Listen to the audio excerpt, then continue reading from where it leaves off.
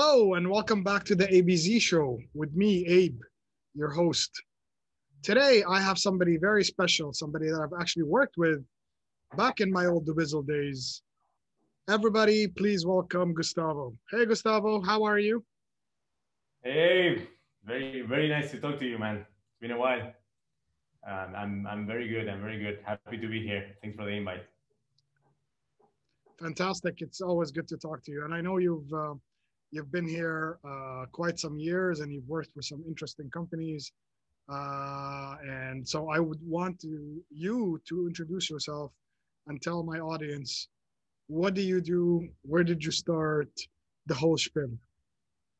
Yeah, sure. So I've been in Dubai 7 years. It's my home now. I am very happy here, happily married and living close to the beach, which I love. I'm from Argentina.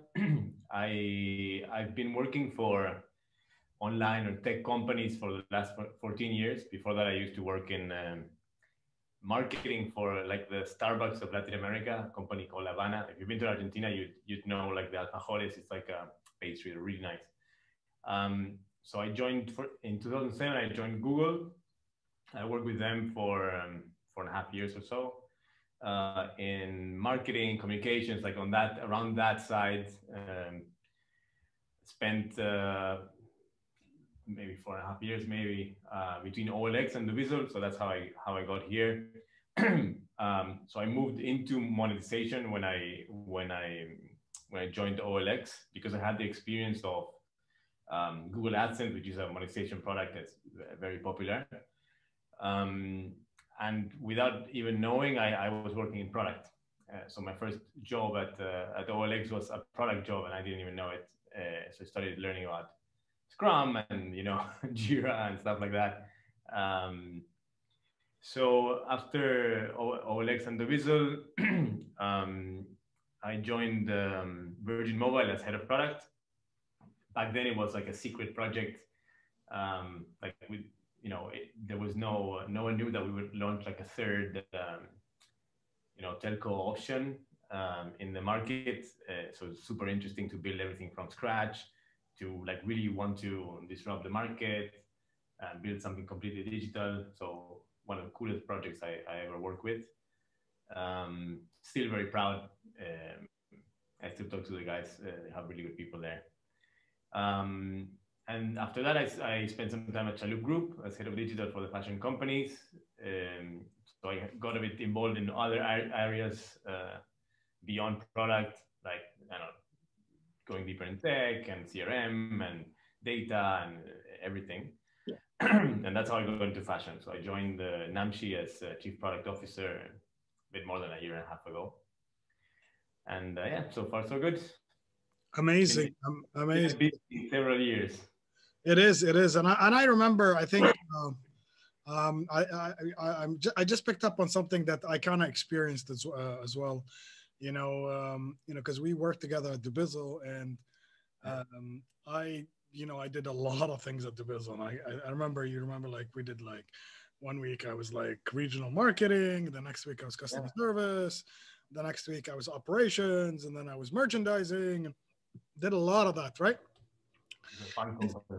And but again, the experience was fantastic because I think the diversity of Dubizzle was so good, not only in the Dubai office, I mean like globally with OLX group. You had to, I think the first time I've ever been in a workshop in a company, and I worked for Verizon in the US, which is that time when I worked for Verizon, I had this partnership with Vodafone, but we never really had these small teams where we worked with other countries.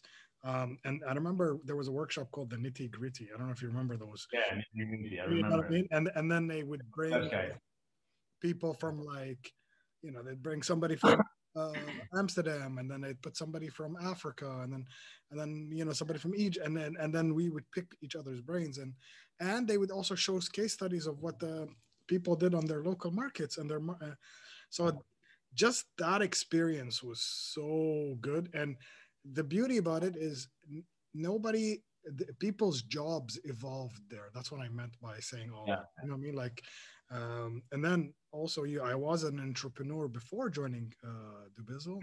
So I was used to doing everything with my own hands, and now I had to let go of stuff.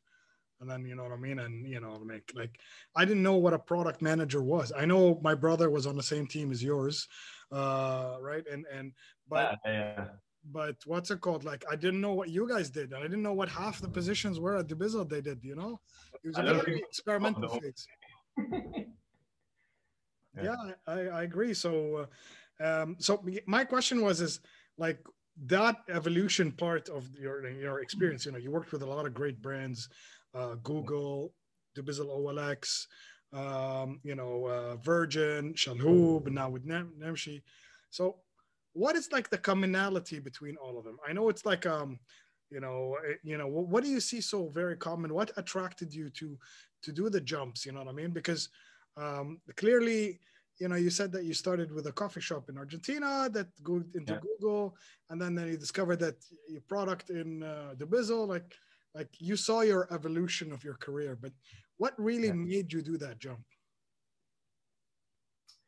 I mean, that's a lot of questions. So let me structure some thoughts. Like a good product manager, structure that. Yeah. Let me write the user story in my head. Yeah. So I think one thing in common that I try to find in companies is if they have a great culture where you can have an impact and you can see that you can have like a positive impact in society. I know it sounds like a little cheesy, but I believe it. I drink the Kool-Aid completely. Okay. So at the Google AdSense, we were helping publishers monetize their content and generate cool content for people, and they could live off that. And I had contact with, for example, one of the publishers that I was helping back then. He was living in a small town in Argentina, and managed to have a really good life just creating this content online. And he decided one day that he was so grateful that he wanted to drive from Argentina, which is, we're close to Antarctica. We're like on the complete other edge of the world, to Mountain View, to the address where he was getting the checks from, because he was so grateful. So, and he could do that because he was doing, he was getting checks for the thing he loved, and he was working in his underwear at home a few hours a day. Nice. So I really like that. That's like that impact to the user, I guess. Same Virgin Mobile, we're like trying to reinvent, basically using all my hatred for all the frustrations that I had with like telcos through my lifetime, like all the bad experience that I had trying to come up with a better proposal. So I try to find something where that motivates me, like I'm having some impact, and it's beyond like, hey, we're helping some guy make more money. And the culture is very important. I think I mentioned before, and I love tech in general. I've been like super curious since I'm a kid. I remember my father gave me one time an old computer when I was like, I don't know how old I was, but maybe 10. And the next day he found out that I broke it apart completely. So I disassembled the computer and I had no idea how to put it back, but I wanted to see how it was inside. So I'm really, really curious, and I really, really like tech. Like every, which is not very environmentally friendly, but I go for all the gadgets. I try to test them out. Like I'll have the VR and try it out. Maybe I don't like it and don't use it anymore, but I wanna see what's the latest all the time. So I guess that's part of what I like about working in this industry. Okay, so let me reverse the question and ask you. So, what decisions you kind of regret? I know it's a tough question. Yeah. I'm a complete sci-fi nerd, so I think about time machines more often than I should. So like in a way, like what would I change, or and I'm honestly very, very happy with my life, like personally, professionally. So I would like have a hard time changing anything, or like risking losing what I have now by changing something. But yeah, I mean, I would. I know I took a weird twist on your question, but I probably would go back to 2010 and mine some Bitcoin. So I regret not doing that. Funny enough, my brother in 2010 had a machine that was mining Bitcoin because at that time you could have mined it from home, right? And Yeah, you can. and and I think he formatted the machine like years later. And I think I'm sure there was, I don't know how much Bitcoin, but there was Bitcoin in it. But I don't know how many. I mean, maybe nothing big too, but Yeah. it was just something that it's just funny, and everybody has a funny Bitcoin story. I know I Yeah. shared my story on the show with me giving out 2 Bitcoins for free in 2011 for a guy giving me a coupon for 2 large pizzas. Literally, that I literally gave 2 coupons. But back then, Bitcoin was worthless, right? So it was like Yeah. Yeah. It's like Shiba now. Yeah. You know what I mean? So, but yeah, so yeah, I like how that's funny that you mentioned like regret to mine Bitcoin. But other than that, like anything else that really, really, made you think, maybe you should have done this or done that, or you know what I mean? No, I mean, I do want.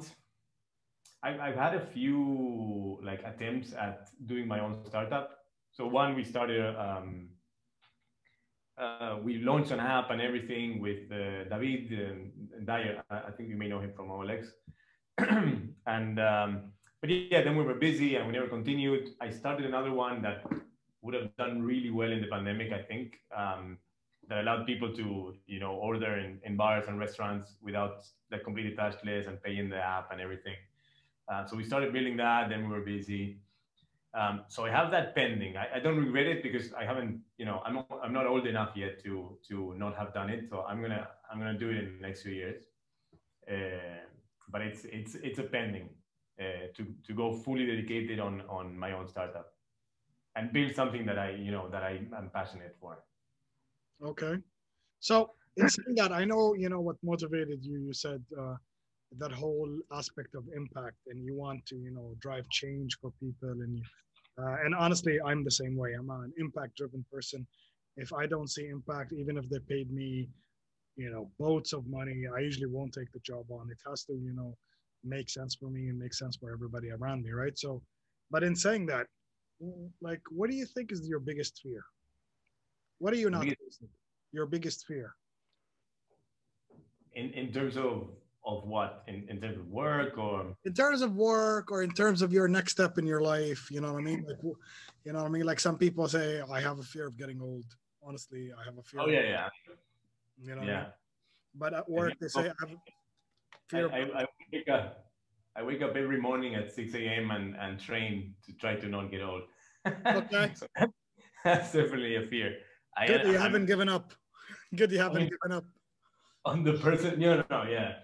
And I know I'm going to be an older parent. I'm not a dad yet, so I want to see my grandchildren. So I want to, and I've been reading all these books about longevity. I don't know if you read anything by David Sinclair. It's super cool. Okay. So there's a lot of science to longevity, and I want to live to 110. I want to see my grandchildren. Yeah. No, but I think probably my fear is not having the guts to at one point, go independent and building my own thing. I mean, maybe one day I'll have kids, and it takes guts to take the leap, I guess. I'm planning it. I'm saving up. I'm trying to get the financial side to not be a problem, and I have a laundry list of ideas that some may be good. I don't know. So we're not recording anymore. I tell them to you.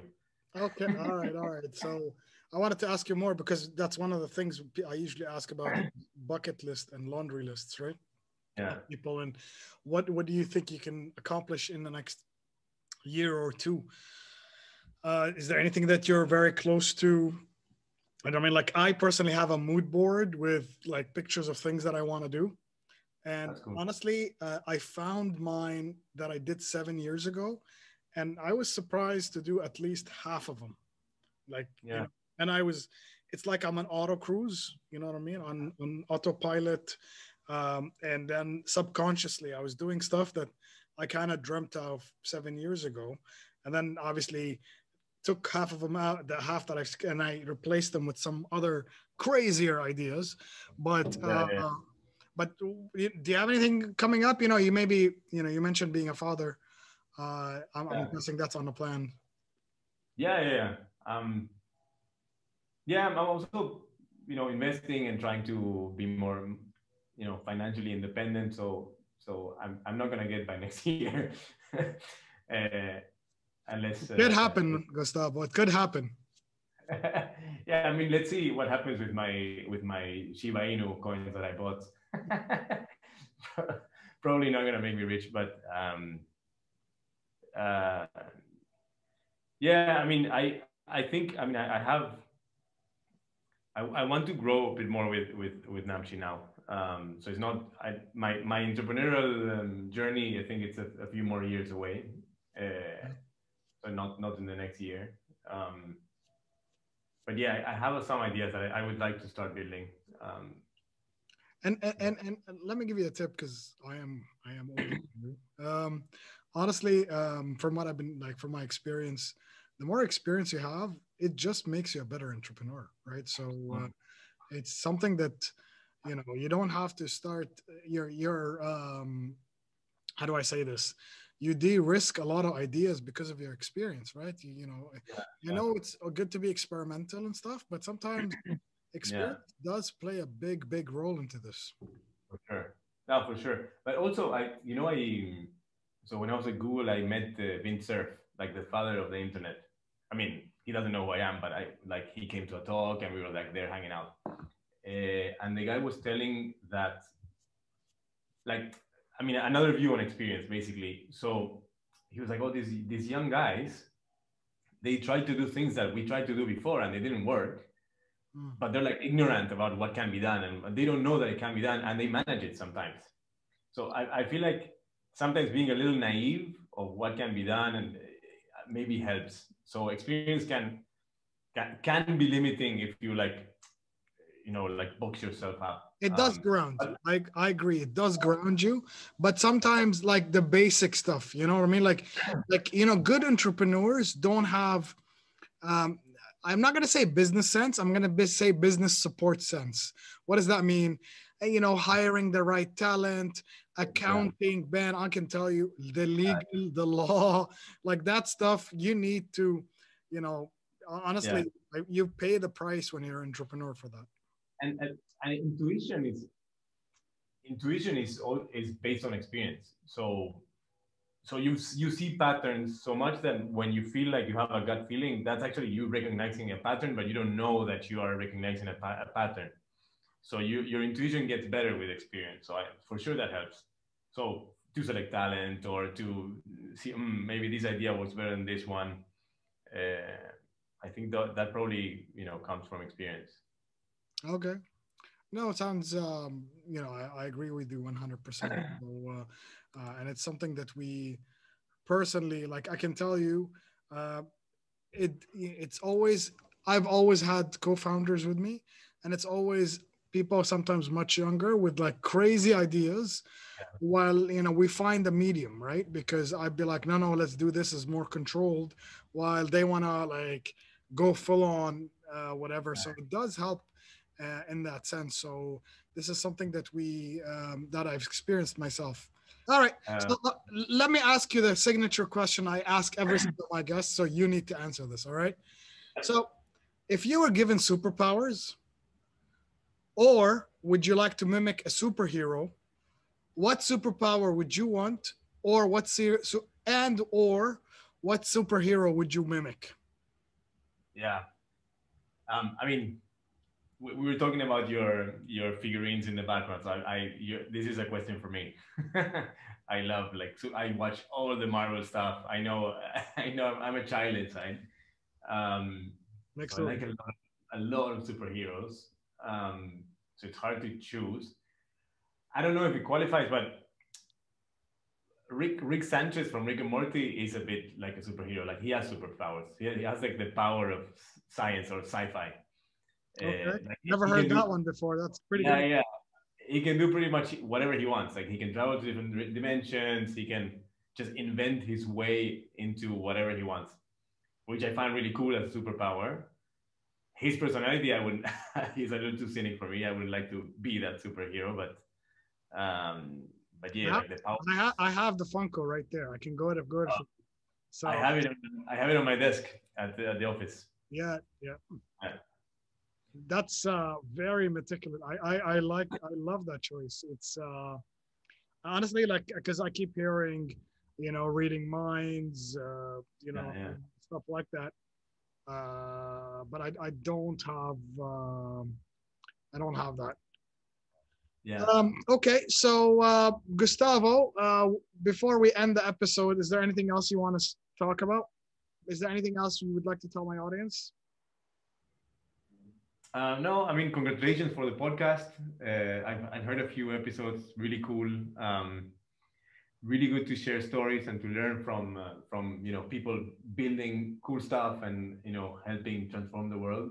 So I really hope that some of your listeners come up with cool ideas and have the patience and the guts to build them and grow them. Yeah, and I get to use them one day. Fantastic. Thank you very much, Gustavo, for coming on the show. Thank you for everybody listening. Until next time, take care. Bye. Bye.